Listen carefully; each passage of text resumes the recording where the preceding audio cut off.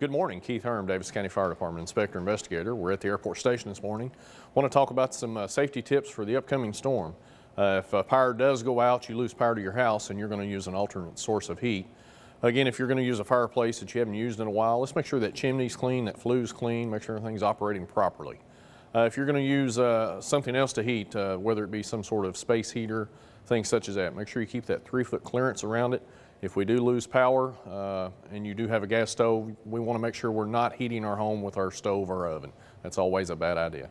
And last but not least, let's check the batteries in our smoke detectors and our carbon monoxide detectors to make sure they are fresh and working if you haven't already done that when we changed our clock. Thank you and hope this is helpful.